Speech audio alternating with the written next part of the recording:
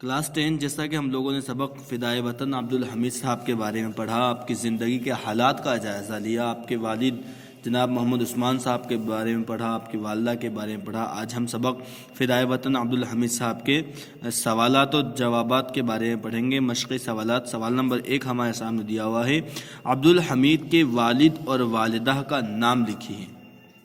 کہ عبدالحمید صاحب کے والد اور والدہ کے کیا کیا نام تھے؟ تو جیسا کہ ہم لوگوں نے سبق کے شروعات میں پڑھا تھا کہ عبدالحمید صاحب کے والد کا نام محمد عثمان تھا۔ دیکھیے، عبدالحمید کے والد کا نام محمد عثمان تھا اور آپ کی والدہ یعنی عبدالحمید کی والدہ کا نام سکینہ بیگم تھا۔ آپ کی والدہ کا نام سکینہ بیگم تھا۔ تو سوال نمبر 1 کا جواب کہ ان کے والد صاحب کا نام محمد عثمان اور آپ کے والدہ کا نام سکینہ بیگم۔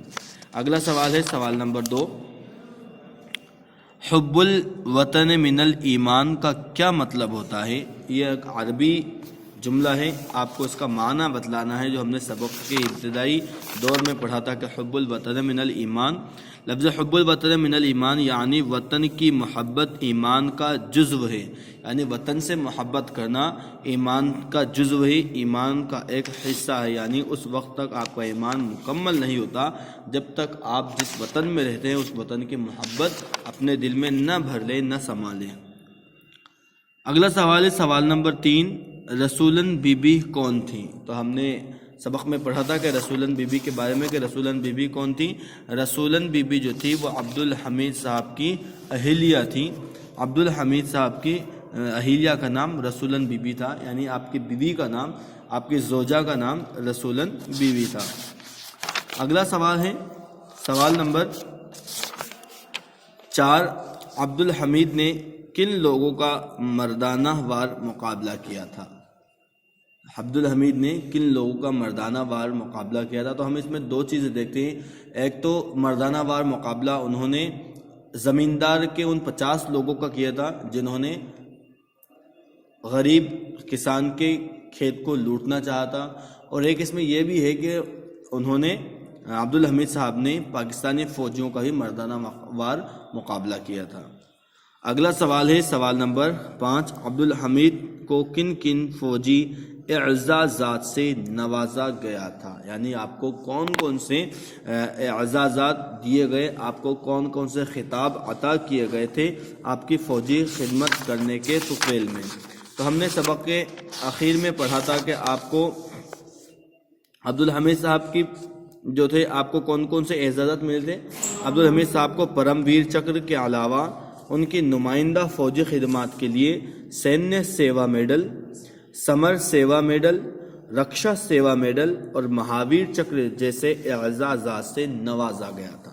تو ہم نے پڑھا عبدالحمید صاحب کو کون کون سے اعزازات سے نوازا گیا۔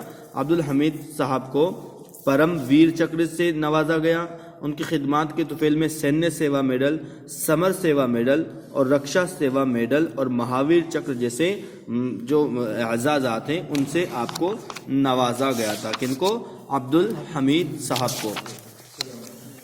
اگلا سوال ہے سوال نمبر 6، عبدالحمید نے غریب نواز کے آستانے کی طرف منہ کر کے کیا فریاد کی تھی؟ تو ہم نے عبدالحمید صاحب کے بارے میں پڑھا تھا کہ آپ بہت عقیدت مند والے شخص تھے، آپ نے غریب نواز کے آستانے کی طرف منہ کر کے دعا کی تھی اور یہ کہا تھا کہ عبدالحمید صاحب خواجہ غریب نواز رحمۃ اللہ علیہ تعالیٰ کے آستانے کی طرف منہ کر کے کھڑے ہو گئے اور ایک فریادی کی طرح کہنے لگے، بابا آج ہم کو کوئی سزا ملی تو پھر کبھی نہیں آئیں گے۔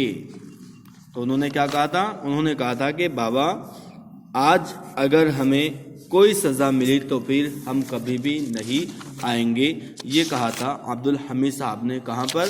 غریب نواز رحمۃ اللہ علیہ تعالیٰ کے آستانے کے سامنے۔ کیوں کہا تھا؟ کیونکہ آپ جو تھے، آپ کی جو ٹرین تھی وہ نکل گئی تھی جس کی وجہ سے آپ پریشان ہو گئے تھے، اور پھر ان کو اس بات کا خوف تھا کہ کہیں ان کے افسر وغیرہ جو ہے انہیں ڈانٹے نہیں، لہٰذا آپ پیدل ہی اپنے ساتھیوں کے ساتھ پھر وہاں سے نکل گئے تھے۔ اگلا سوال ہے سوال نمبر 7، عبدالحمید نے جنگ کے مورچے پر جانے سے پہلے جھنن سے کیا کہا تھا؟ یعنی ان کے چچیرے بھائی جھنن، ان سے عبدالحمید صاحب نے کیا کہا تھا؟ میدان جنگ میں جانے سے قبل، تو انہوں نے اپنے چچیرے بھائی نور حسن یعنی جھنن میاں سے جنگ کے میدان میں جانے سے پہلے کہا تھا کہ پلٹن میں ان کی بہت عزت ہوتی ہے جن کے پاس کوئی چکر ہوتا ہے، دیکھنا جھنن ہم بھی جنگ میں لڑ کر کوئی نہ کوئی چکر ضرور لے کر لوٹیں گے۔ تو جھنن میاں سے عبدالحمید صاحب نے کیا کہا تھا؟ عبدالحمید صاحب نے کہا تھا کہ جنگ کے میدان میں اس فوجی کی بہت زیادہ عزت ہوتی ہے، قدر ہوتی ہے، جو جنگ کے میدان کو جیتنے کے بعد وہاں سے انہیں کوئی نہ کوئی چکر ملتا ہے، کوئی نہ کوئی اعزاز حاصل ہوتا ہے، جو فوج میں اس کی بڑی عزت ہوتی ہے، اس کی بہت آو قدر ہوتی ہے۔ اگلا سوال ہے سوال نمبر 8، عبدالحمید کو کس طرح لطف حاصل ہوتا تھا؟ تو ہم نے سبق کے ابتدائی حصے میں پڑھا تھا کہ عبدالحمید صاحب کو کن کن چیزوں سے لطف حاصل ہوتا تھا۔ انہیں تو کشتی میں مشق کرنے، افنتی ندی کو پار کرنے اور غلیل سے نشانہ لگانے میں لطف آتا تھا۔ یہ ان کے ابتدائی وقت تھا، ان کا شروعاتی دور تھا، زندگی کی شروعات تھی، اور اسی دور میں انہیں کن کن چیزوں کا جو لطف آتا تھا، انہیں انہیں تو کشتی کے مشق کرنے، افنتی ندی کو پار کرنے اور غلیل سے نشانہ لگانے میں لطف آتا تھا۔ لہٰذا انہیں جن چیزوں سے لطف حاصل ہوتا تھا وہ کیا کہتا؟ کشتی کے مشق کرنے، غلیل سے نشانہ لگانے اور افنتی ہوئی ندی کو پار کرنے میں انہیں بڑا لطف، انہیں بڑا مزہ آتا تھا۔ اگلا سوال ہے سوال نمبر 2، سبق فدائے وطن شہید عبدالحمید میں جو محاورے استعمال ہوئے ہیں ان کی فہرست بنا کر کے اور ان کے مطلب بھی لکھیے۔ تو ہم ان کے محاورات کو بہت اچھے سے پڑھ سکتے ہیں۔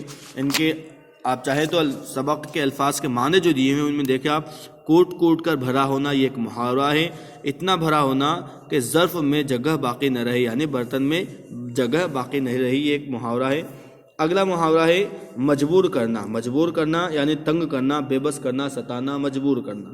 اگلا محاورہ ہے فائدہ اٹھانا یعنی نفع حاصل کرنا، فیض حاصل کرنا۔ ایک اور محاورہ ہے تھوپنا یعنی کوئی چیز زبردستی تھوپ دینا، شرمندہ جو ہے الزام لگا دینا، یہ بھی اس کا ایک محاورہ ہو جاتا ہے۔ ایک اور محاورہ آپ کے اس سبق میں دیا ہوا ہے گزر بسر کرنا یعنی دن کاٹنا، بسر اوقات کرنا، زندگی تمام کرنا۔ جان پر کھیلنا، ایسا کام جس میں جان سے جانے کا خطرہ ہو یعنی کہ مشکل دور کے اندر اپنی جان کو جھونک دینا۔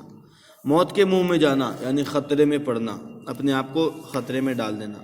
آنچ آنا یعنی نقصان ہونا، چوٹ لگنا، مصیبت آنا۔ ایک محاورہ ہے جوہر دکھانا یعنی اپنی قابلیت دکھانا، اپنے اندر جو اسکلز ہیں ان کے اندر جو ہنر موجود ہے اس لیاقت کو ظاہر کرنا۔ ایک اور محاورہ ہے قرض چکانا یعنی فرض ادا کرنا، کسی بڑی ذمہ داری کو پورا کر دینا۔ پرخچے اڑانا یعنی پرزے کرنا، دھجیاں اڑ جانا یا ٹکڑے ٹکڑے ہو جانا۔ ایک ہمت ہارنا، ہمت ہارنا جو محاورہ اس کا معنی ہو جائے گا جیت چھوڑنا، پست ہمت ہونا، حوصلہ نہ رہنا یا حوصلہ ٹوٹ جانا۔ ایک ہے محاورہ سانس ٹوٹنا یا سانس اکھڑنا۔ سانس ٹوٹنا نزع کی حالت میں ہونا یعنی موت کے قریب ہونا، موت کا آخری جو وقت ہے وہ آ جانا۔ ہتھیار ڈالنا یعنی ہار مان لینا، اپنے آپ کو کسی جیتنے والے یا فاتح کے حوالے کرنا۔ فاتح کا مطلب ہوتا ہے جیتنے والا۔ ایک لفظ ہے گھٹنے ٹیکنا یعنی ہار مان جانا، گھٹنے زمین پر رکھ کر اپنی شکست یا ہار تسلیم کر لینا۔ یہ ہوئے ان کے جو ہیں محاورے۔ اگلا سوال ہے سوال نمبر 10، سبق فدائے وطن شہید عبدالحمید کا خلاصہ لکھیے۔ تو ہم اس سبق کے جو چیزیں ہم نے سیکھی ہے، اس سبق میں ہم نے جو سبق حاصل کیا، جو درس حاصل کیا، جو نصیحت ہمیں ملی ہے، اسے آپ اپنے الفاظ میں اس میں لکھ سکتے ہیں۔ اگلا سوال ہے سوال نمبر 11، عبدالحمید کے سوانحی حالات لکھیے، یعنی آپ کی زندگی کے شروعاتی جو حالات ہیں ان کو آپ کو اس سوال میں بیان کرنے ہیں۔